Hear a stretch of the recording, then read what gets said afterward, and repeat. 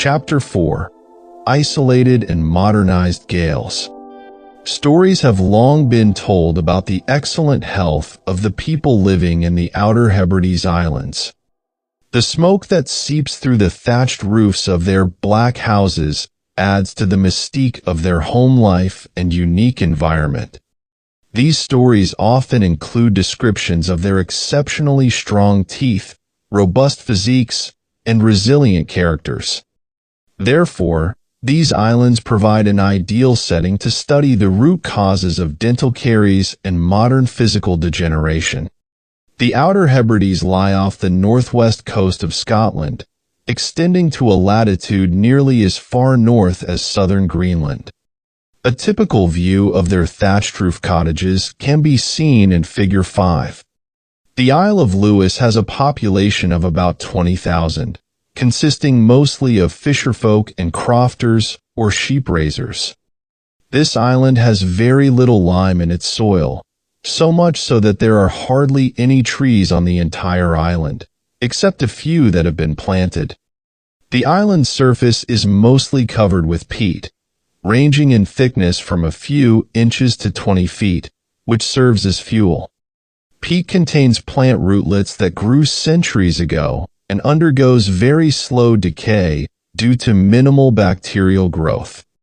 The island's pastures are so poor that very few cattle can be found, mainly because they do not mature and reproduce properly. In some areas, there are highland cattle with long, shaggy hair and widespread horns, mostly imported. The main cattle herd on the island consists of a few dozen heads on the government's experimental farm. The staple foods of these islanders are fish and oat products, supplemented by a little barley. Oats are the cereal that grows most successfully here, providing porridge and oatcakes, which are eaten regularly in many homes with each meal. Fishing around the Outer Hebrides is particularly good, with an abundance of small seafood like lobsters, crabs, oysters, and clams. A notable and highly valued item in their diet has been baked cod's head stuffed with chopped cod's liver and oatmeal. The main port on the Isle of Lewis is Stornoway, with a fixed population of about 4,000 and a floating population of seamen numbering as much or more during weekends. On a Sunday we spent there, it was said that 450 large fishing boats were in port for the weekend. Large quantities of fish are packed here for foreign markets. These hardy fisherwomen often work from 6 in the morning until 10 at night. The abundance of fish keeps the cost of living very low. In Figure 5, 3 of these fisher people with unusually perfect teeth can be seen. We saw them at the fish cleaning benches from early morning until late at night, dressed as you see them in their oilskin suits and rubber boots. We met them again in their Sunday attire, taking important parts in the leading church.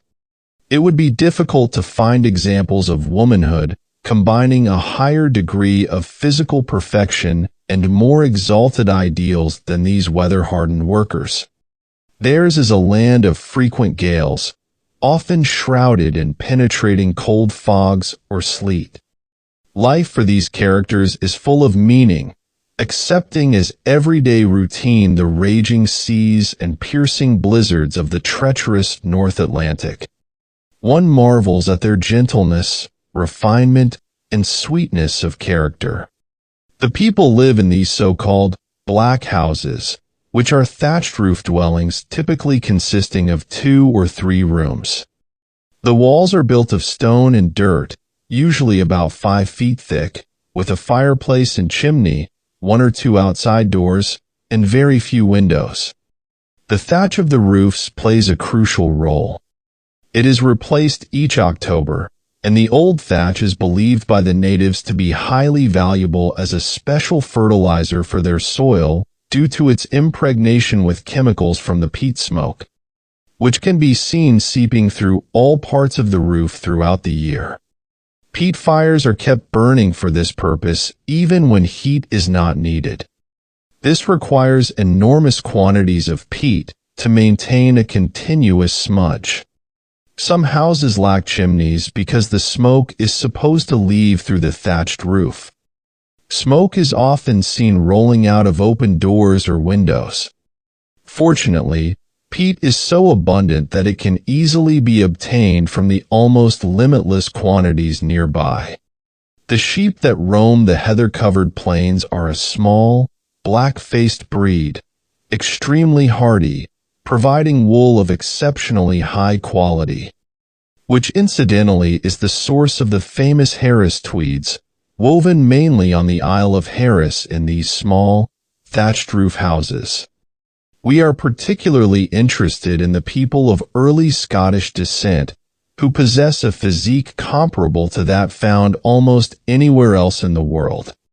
They are descendants of the original Gaelic stock, which is still their language today, spoken by a large percentage of them. This island has only one port, meaning that most of the shoreline still provides primitive living conditions, as does the central part of the island. It was a great surprise, and indeed a very pleasant one, to find such high types of manhood and womanhood among the inhabitants of these rustic thatched-roof homes, usually located in expanses of heather-covered, treeless plains. It would be hard to visualize a more complete isolation for child life than many of these homes provide, and one marvels at the refinement, intelligence, and strength of character of these rugged people.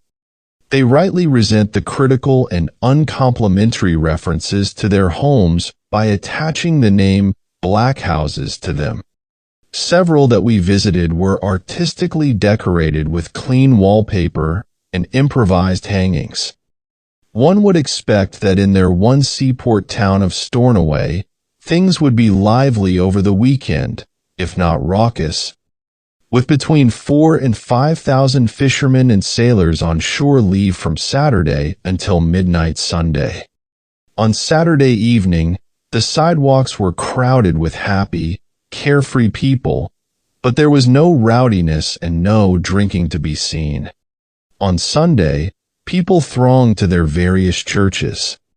Before sailors returned to their ships on Sunday evening, they gathered in groups on the street and piers for religious singing and prayers for safety on their next fishing expedition. You couldn't buy a postage stamp, a picture card, or a newspaper, hire a taxi, or find a place of amusement open on Sunday. Everyone has reverence for the Sabbath on the Isle of Lewis. Every activity is made subordinate to the observance of the Sabbath. Moral standards are exceedingly high in few places in the world.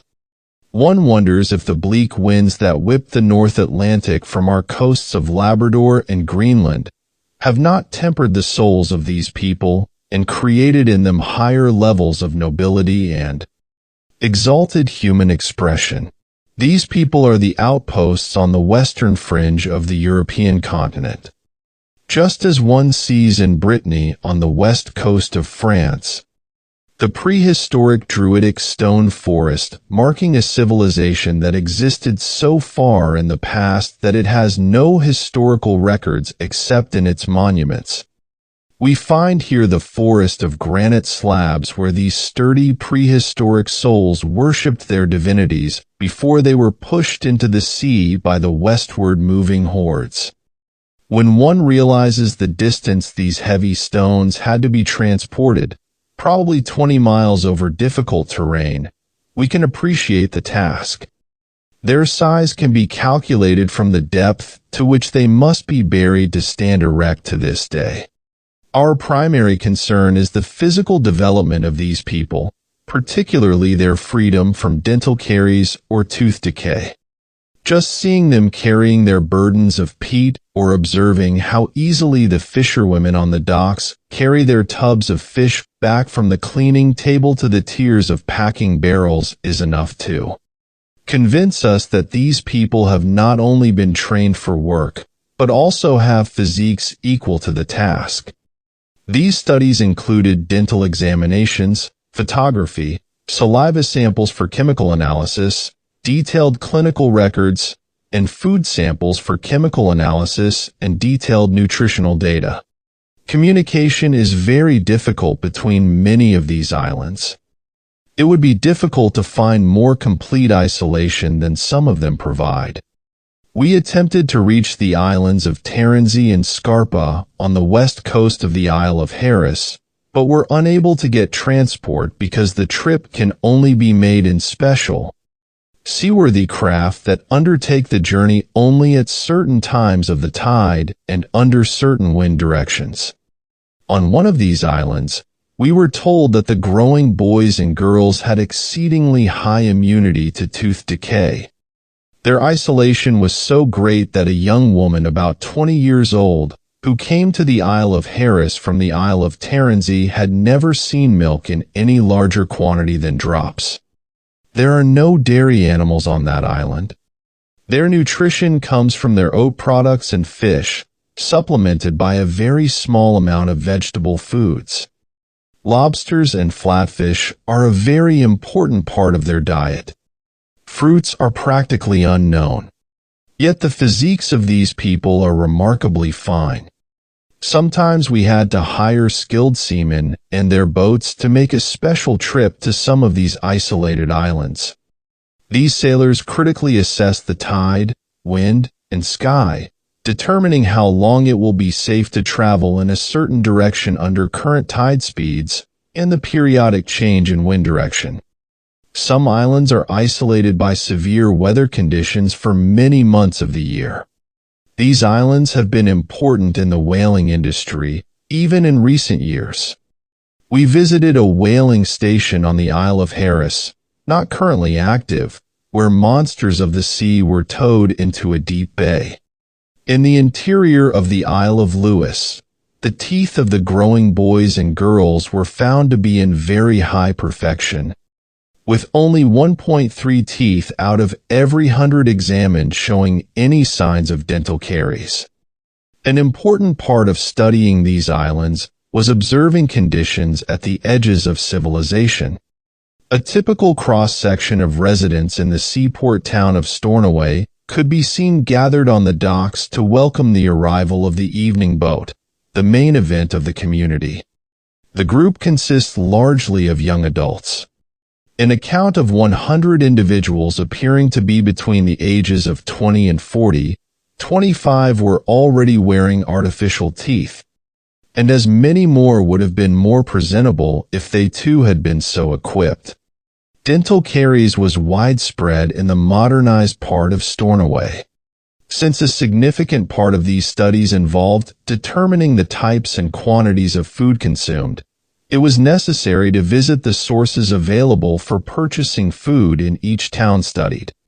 In Stornoway, one could purchase angel food cake, white bread as white as that found in any community in the world, many other white flour products, canned marmalades, canned vegetables, sweetened fruit juices, jams, and all types of confections filled the store windows and counters.